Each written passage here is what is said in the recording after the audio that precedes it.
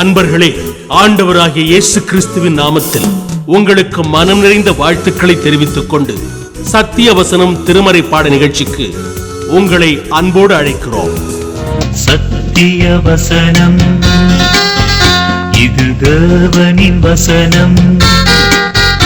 நாம் சோர்ந்து போகையில் கரம் கொடுக்கும் நம் தேவனின் வசனம், நம் தேவனின் வசனம். அன்றியும் சகோதரரே, நம்முடைய கர்த்தராகிய இயேசு கிறிஸ்துவின் வருகையையும் நாம் அவரிடத்திலே சேர்க்கப்படுவதையும் குறித்து நாங்கள் உங்களை வேண்டிக் கொள்ளுகிறது என்னவென்றால், ஒரு ஆவியினாலாவது வார்த்தையினாலாவது எங்களிடத்திலிருந்து வந்ததாய் தோன்றுகிற ஒரு நிருபத்தினாலாவது கிறிஸ்துவினுடைய நாள் சமீபமாயிருக்கிறதாக சொல்லப்பட்டால் உடனே சஞ்சலப்படாமலும் கலங்காமலும் இருங்கள்.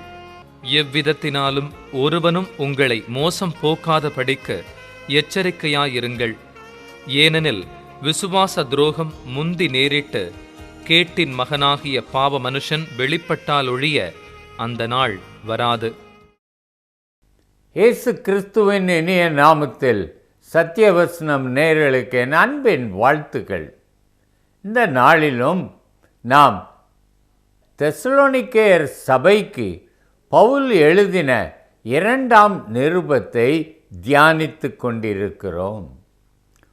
1ஆம் நிருபத்தை எழுதி பரிசுத்த அழைப்பிற்கு நீங்கள் அழைக்கப்பட்டீர்கள், இயேசு கிறிஸ்து வரும்பொழுது உங்கள் ஆவி ஆத்மா சரீரம் எல்லாம் பரிசுத்தமாய் காக்கப்படுவதாக என்று சொல்லி அந்த தெசலோனிக்கேயர் சபைக்கு இயேசு கிறிஸ்துவின் வருகையையும் அதில் நாம் பரிசுத்தமாய் காணப்பட வேண்டிய அவசியத்தையும் போதித்தான். அவன் சொன்னான், இயேசு கிறிஸ்துவின் வருகை வெகு சமீபம், வெகு சமீபம். அவன் சொன்ன காரியம் என்னவென்றால், அடையாளங்களை தேவன் காண்பித்திருக்கிறார். மத்தேயு 24 ஆனாலும் சரி, மார்க்கு 13 ஆனாலும், லூக்கா 21 ஆனாலும், தேவன் சொல்லி இருக்கிற அடையாளங்களிலே முதல் அடையாளமும் எச்சரிப்பும் வஞ்சிக்கப்படாதிருங்கள். டிசப்ஷன். அந்த ஜனங்கள் ஏமாற்றப்படுவார்கள். அதைத்தான் தேவன் சொன்னார். விசுவாசியாக ஊழியக்காரனாக வரலாம், ஆனால் தவறான உபதேசங்களை தேவனிடத்திலிருந்து பெற்றேன் என்று சொல்லி உபதேசித்து ஜனங்களை ஏமாற்றுவார்கள். இது நடந்தால் கடைசி காலம் என்று அறிந்து கொள்ளுங்கள் என்று தேவன் சொன்னார். பவுலும் அதே காரியத்தை சொல்லி கிறிஸ்துவின் வருகை சமீபமாயிருக்கிறது. பவுல் அவன் காலத்திலே அநேகர் விருத்த சேதனத்தையும் நியாயப்பிரமாணத்தையும் போதித்ததால் பவுல் சொன்னான், அநேக கள்ள உபதேசங்கள் வந்திருக்கிறது, ஆகையால் இது கடைசி காலம் என்று சொன்னான். இந்த தெசலோனிக்கே சபை 3 வாரங்களில் உருவான சபை. ஆகவே இவர்களுக்குள் உள்ள விசுவாசத்தை உறுதிப்படுத்த வேண்டி இருந்தது. பவுல் இவர்களுக்கு வருகையை குறித்து ஆழமாக போதித்ததினால் அந்த தெசலோனிக்கே சபையினர் என்ன செய்தார்கள் என்றால், வருகை இப்பொழுது உடனேயே இருக்கும், தங்கள் காலத்திலேயே வருகை நடக்கும் என்று அவர்கள் விசுவாசித்து விட்டார்கள். அப்போ அதற்கேற்ற ஆயத்தம் என்ன செய்வது என்றால், அவர்கள் செய்தார்கள், தாங்கள் வேலை செய்து சம்பாதித்து சாப்பிட்ட அந்த வழக்கத்தை விட்டுவிட்டு வேலை செய்யாமல் ஆலயத்திலேயே உட்கார்ந்திருந்தார்கள். ஆலயத்திலேயே உட்கார்ந்திருக்கிறவர்களுக்கு ஆலயத்திலே விதவைகளை போஷிக்கிற அதே ஆகாரம் இவர்களுக்கும் கொடுக்கப்பட்டது. ஆகவே இவர்கள் ஒன்றும் செய்யாமல் சோம்பேறிகளாய் அங்கே உட்கார்ந்திருந்தார்கள். அப்படி உட்கார்ந்திருந்தவர்கள் வீண் அலுவற்காரராய், வீணான காரியங்களில் ஈடுபட்டவர்களாய், வீணான பேச்சுக்களை பேசிக்கொண்டு இருந்தார்கள். பவுலுக்கு இது தெரிய வந்த பொழுது அவன் மிகவும் வருத்தம் அடைந்து இந்த தெசலோனிக்கே சபைக்கு உடனேயே ஒரு 2ஆம் நிருபத்தை அனுப்பினான். அந்த நிருபத்திலே வருகையை குறித்த சரியான கண்ணோட்டம் எப்படி இருக்க வேண்டும் என்று தெசலோனிக்கேயர் சபைக்கு சொன்னான். பாருங்கள், அவன் சொன்னதை பாருங்கள். 2ஆம் அதிகாரம் 1ஆம் வசனத்திலிருந்து 3ஆம் வசனம் வரைக்கும் நான் வாசிக்கிறேன். அன்றியும் சகோதரரே, நம்முடைய கர்த்தராகிய இயேசு கிறிஸ்துவின் வருகையையும் நாம் அவரிடத்திலே சேர்க்கப்படுவதையும் குறித்து நாங்கள் உங்களை வேண்டிக் கொள்ளுகிறது என்னவென்றால், நன்றாக கவனியுங்கள். 1 தெசலோனிக்கேயர் 4ஆம் அதிகாரத்தில் இரகசிய வருகையிலே விசுவாசிகள் தேவனோடு எடுத்துக்கொள்ளப்படுவார்கள், சபை எடுத்துக்கொள்ளப்படும் என்று போதித்தவன் இங்கே அவன் சொல்லுகிறான், இயேசு கிறிஸ்துவின் வருகையும் நாம் அவரோடே சேர்க்கப்படுவதையும் குறித்து நாங்கள் உங்களுக்கு சொன்ன காரியம் என்னவென்றால், ஒரு ஆவியினாலாவது வார்த்தையினாலாவது எங்களிடத்திலிருந்து வந்த ஒரு நிருபத்தினாலாவது கிறிஸ்துவனுடைய நாள் சமீபமாயிருக்கிறது என்று சொன்னால் சஞ்சலப்படாமலும் கலங்காமலும் இருங்கள். பவுல் சொல்லுகிறதனுடைய அர்த்தம் என்ன? அவர் வராருன்னா அதை பற்றி நான் கவலைப்படக்கூடாதா? இல்லை, அவர் வருகை இன்றே நடக்கும் என்பதைப் போல் நான் பரிசுத்தத்தை காத்துக்கொள்ள வேண்டும். ஆனால் அவர் வருவதற்கு இன்னும் காலம் இருக்கிறது என்பதை மனதில் கொண்டவனாய் அறிந்திருந்தேனானால் நான் உடனேயே இல்லாமல் நான் வழக்கத்தின்படியே செய்து வருகிறவைகளை செய்து கொள்வேன். ஒன்றை யோசித்து பாருங்கள். இயேசு கிறிஸ்து வரப்போகிறார், நாளைக்கே வந்துருவார்னு யோசித்தா நீங்கள் உடனே சுவிசேஷ வேலை செய்வதை விட்டு விடலாமா? அதைத்தான் பவுல் சொல்லுகிறான். நீங்கள் ஒரு ஆவியினாலாவது ஒரு வார்த்தையினாலாவது எங்களிடத்திலிருந்து வந்த ஒரு நிருபத்தினாலாவது கிறிஸ்துவின் நாள் சமீபமாக இருக்குன்னா நீங்கள் சஞ்சலப்படாமலும் கவலைப்படாமலும் இருங்கள். அவன் அதில் ஒரு முக்கியமான அடையாளத்தை சொல்லி அது வர்ற வரைக்கும், அந்த அடையாளம் தோன்றுகிற வரைக்கும் இயேசு கிறிஸ்துவின் வருகை இருக்காது என்று சொல்லுகிறான். அது என்ன அடையாளம் என்றால், அது எவ்விதத்தினாலும் ஒருவனும் உங்களை மோசம் போக்காதபடிக்கு, ஏமாற்றாதபடிக்கு எச்சரிக்கையாயிருங்கள். ஏனெனில் விசுவாச துரோகம் முந்தி நேரிட்டு கேட்டின் மகனாகிய பாவ மனுஷன் வெளிப்பட்டால் ஒழிய அந்த நாள் வராது. பவுல் சொல்லுகிறான், அந்த நாள் எப்போ வரும்னு யாருக்கும் தெரியாது. நம்ம உலகத்தில் நாம் பார்க்குறோம், தென்னாப்பிரிக்காவில் ஒருத்தன் 400 பேரோட இயேசு கிறிஸ்து வரப்போகிறார்னு எல்லாரையும் கூப்பிட்டு ஒரு இடத்துல வச்சுக்கிட்டு காத்திருந்தான். அந்த வருஷ பிறப்புலையும் அவர் வரலன்னொன்னே அந்த 400 பேரையும் சுட்டு கொன்று விட்டான். எத்தனையோ பேர்கள் இந்த வருடத்தில் இந்த நாளில் வருவார்னு தீர்க்க தரிசனம் சொல்கிறாங்க. ஆனால் ஒன்றையும் நம்பாதீங்க. ஏன்னா அந்த நாளை குறித்து மார்க்கு 13:32 ரொம்ப தெளிவாக சொல்லியிருக்கு.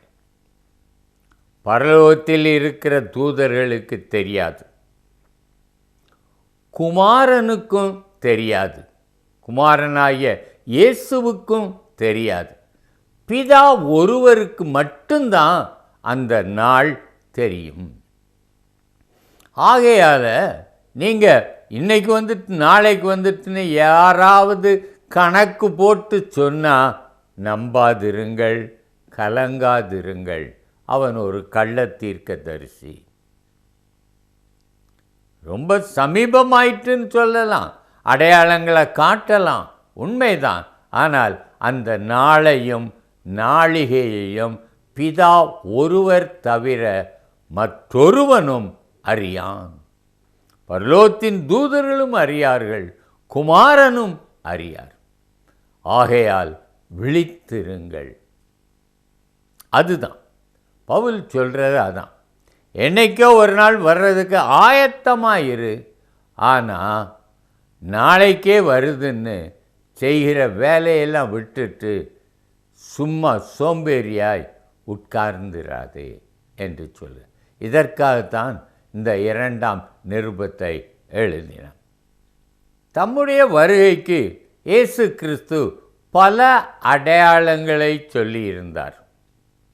வானத்திலும் பூமியிலும் மனுஷரிடத்திலும் காணப்படும் அடையாளங்களை சொல்லியிருந்தார். கடைசி காலத்தில் மனுஷர்கள் எப்படி இருப்பார்கள் என்று தீமோத்தேயுவுக்கு பவுல் அவன் கூறினான். பணப்பிரியராயும் தற்பிரியராயும் சுகபோக பிரியவராயும் இச்சைகளுக்கு இணங்கினவர்களாயும் பரிசுத்தத்தை உதறுகிறவர்களாயும் இருப்பார்கள்னு சொன்னான். அது இன்னைக்கு பார்க்குறோம், நடக்குது. ஆனால் உடனேயே அந்தி கிறிஸ்து வந்துட்டான், தேவனுடைய வருகை ரொம்ப சமீபம்னு சொல்லவே கூடாது. பவுல் சொல்லுகிற நிச்சயமான அடையாளம் என்னவென்றால், அதுதான் கடைசி அடையாளம். அது என்னவென்றால் அந்தி கிறிஸ்துவின் வருகை. அந்தி கிறிஸ்துக்கு 2 பேர் இந்த நிருபத்தில் கொடுத்துருக்கு. ஒன்று பாவ மனுஷன், 2வது அக்கிரமக்காரன். கேட்டின் மகன் அப்படின்னு சொல்லி இருக்குது பாருங்க. கேட்டின் மகனாகிய பாவ மனுஷன் வெளிப்பட்டால் ஒழிய அந்த நாள் வராது. சகோதரனே, சகோதரியே, இந்த நாட்கள் எப்படிப்பட்ட நாட்கள்? உங்களை சுற்றிலும் பார்க்கிறீர்கள். நடக்கிற காரியங்களை வைத்து நீங்கள் என்ன நினைக்கிறீர்கள்? இது கொடிய காலங்களாக இருக்குது, இதான் கடைசி காலம் என்று நினைக்கிறோமா? கீழ்ப்படியாத பிள்ளைகள், முரட்டாட்டமாய் இருக்கிற வாலிபர்கள், செல்ஃபோன், யூடியூப் இந்த மாதிரி ஆபாசங்களை தருகிற ஒவ்வொரு எலக்ட்ரானிக் மீடியாவும் இருக்குது. ஈஸியாக கெட்டு போக முடியும். அவங்கள திருத்துறதுக்கு வழியும் தெரியலை. பெற்றோர்களுக்கும் பிள்ளைகள் மேலே அவ்வளவு அன்பு இல்லை. அன்பு தணிந்து போகிறது. அக்கிரமங்கள் பெருகி இருக்கு. ஆகையால் நாமும் என்னதான் பார்க்குறோம்? இது கடைசி காலம். 40 வயசு மனுஷன் 3 வயது பிள்ளையை கெடுக்கிறான். என்னையா இது? ஒரு மனித தன்மையால் நினச்சி கூட பார்க்க முடியலை. இந்த செய்தியை வாசித்தா இருதயம் அப்படியே வேதனைக்குள்ளாகிறது. அதை வாசிக்கும்போது எப்படி நம்மளை ஆறுதல் படுத்துகிறோம்? கடைசி காலத்தில் இப்படித்தான் இருக்கும் என்று சொல்லி ஆறுதல் படுத்தி கொள்ளுகிறோம். ஆனால் இன்னும் அந்தி கிறிஸ்து ஆட்சி வரவில்லை. அது வந்தால்தான் முடிவு வரும். அவன் ஒரு 7 வருடங்கள் பூமியிலே அரசாள வேண்டும். அந்த 7 வருடங்கள் முடிவில்தான் இயேசு கிறிஸ்துவின் வருகை இருக்கும். ஆகவே இந்த அந்தி கிறிஸ்து வர வேண்டும். இந்த அந்தி கிறிஸ்துவை பற்றி யோவான் தன் நிருபத்திலே என்ன சொல்லி இருக்கிறான்? 1 யோவான் 2 அதிகாரம் 18 வசனம். 1 யோவான் 2 அதிகாரம் 18 வசனம். பிள்ளைகளே, இது கடைசி காலமாய் இருக்கிறது. அந்தி கிறிஸ்து வருகிறான் என்று நீங்கள் கேள்விப்பட்டபடி இப்பொழுதும் அநேக அந்தி கிறிஸ்துக்கள் இருக்கிறார்கள். அதனாலே இது கடைசி காலம் என்று அறிந்திருக்கிறோம். யோவான் சொல்லி எத்தனை வருஷம் ஆச்சுது? 2000 வருஷத்துக்கு மேலே ஆச்சுது. இன்றைக்கும் நம்ம சூழ்நிலையை பார்க்கும்போது கடைசி காலம் அப்படின்னு தான் சொல்கிறோம். அப்போ என்ன அர்த்தம்? ஒவ்வொரு ஜெனரேஷனுக்கும் அந்த ஜெனரேஷனுடைய மனப்பான்மை எப்படி இருக்குதோ அதை வைத்து பார்க்கும் பொழுது சமுதாயம் சீர்கெட்டதாய் இருப்பதாக தோன்றுகிறது. ஒரு காலத்தில் அவங்களுக்கு தப்பிதமாக தெரியாதது இன்னைக்கு நமக்கு தப்பிதமாக தெரியுது. அவங்க தப்பிதம்னு சொன்னது இன்னைக்கு நிறையா காரியங்களை மக்கள் சாதாரணமாக செய்கிறார்கள். இந்த மாற்றத்தினால் ஒவ்வொரு காலமும் அது கடைசி காலம் என்றே நினைத்து கொண்டு வந்திருக்கிறது. மாரலி பேட் திங்ஸ், ஒழுக்க நெறிகள் கெட்டு சீரழிந்த நிலை வரும்பொழுது நாம் இது கடைசி காலம் என்று நினைக்கிறோம். பணப்பிரியர்களாய் இருக்கும் பொழுது இது கடைசி காலம் என்று நினைக்கிறோம். நீதி புரட்டப்படும் பொழுது இது கடைசி காலம் என்று நினைக்கிறோம். தெசலோனிக்கேயிலும் அவர்களும் இப்படியே நினைத்துத்தான் உடனேயே அவர்கள் வருகைக்கு தங்களை விட்டுவிட்டார்கள். அது தவறு. இன்றைக்கும் நமக்கும் பவுல் சொல்லுகிறான், இதெல்லாம் வரட்டும். இன்றைக்கும் அநேக அந்தி கிறிஸ்துகள் இருக்கிறாங்க. அந்தி கிறிஸ்துவின் ஆவி செயல்பட்டு கொண்டு தான் இருக்கிறதே ஒழிய இன்னும் அந்தி கிறிஸ்து வரவில்லை. இப்போ எல்லாத்துக்கும் டிஜிட்டல் எலக்ட்ரானிக்ஸ் அப்படின்னு வருது. எல்லாத்துக்கும் இப்போ ஒரு நம்பர் தான் இருக்குது.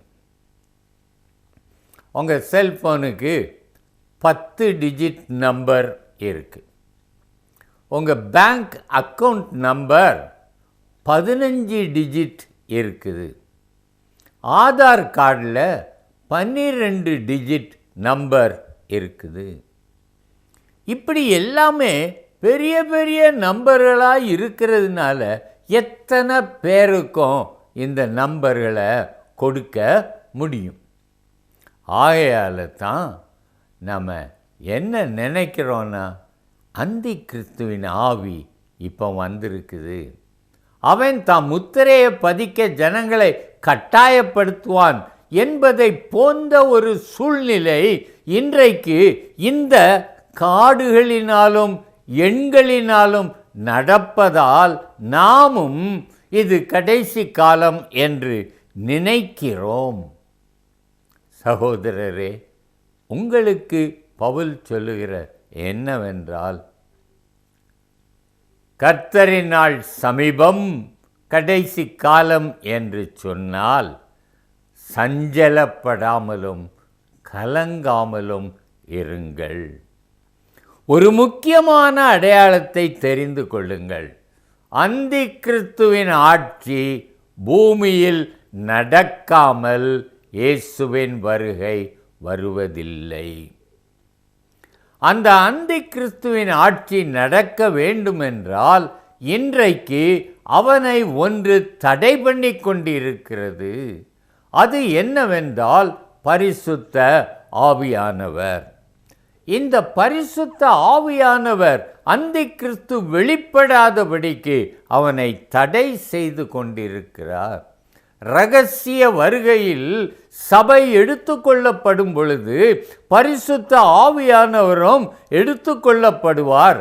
அதற்கு பின்னதாக பூமியிலே பாவத்தை தடை செய்வதற்கு ஒரு சக்தியும் இல்லை. ஏனெனில் யோவான் 16:8 சொல்லி இருக்கிறது, அந்த ஆவியானவரை அவர் வரும்போது பாவத்தை குறித்தும் நீதியை குறித்தும் நியாய தீர்ப்பை குறித்தும் உலகத்தை கண்டித்து உணர்த்துவார். அந்த பரிசுத்த ஆவியானவர் எடுத்துக்கொள்ளப்பட்ட பின்போ இதை கண்டித்து உணர்த்த அவர் இல்லாததினால் ஜனங்கள் தங்கள் இஷ்டம் போல் வாழுவார்கள். அந்தி கிறிஸ்து அவர்களை ஆட்சி செய்வான். அதற்கு பின்னதாகத்தான் இயேசுவின் பகிரங்க வருகை இருக்கும்.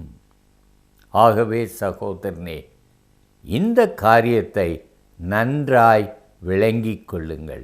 அடையாளங்களை பாருங்கள். கர்த்தருடைய நாள் சமீபமாகிறது என்று அறிந்து கொள்ளுங்கள். விழித்திருங்கள், ஜெபம் பண்ணி விழித்திருங்கள்.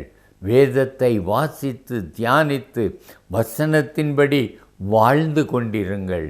வசனத்தை விட்டு வெளியிலே வாழ்கிற வாழ்க்கை கிறிஸ்தவ வாழ்க்கை அல்ல. கிறிஸ்துவின் கற்பனைகளை கைக்கொள்ளுகிற வாழ்க்கைதான் கிறிஸ்தவ வாழ்க்கை.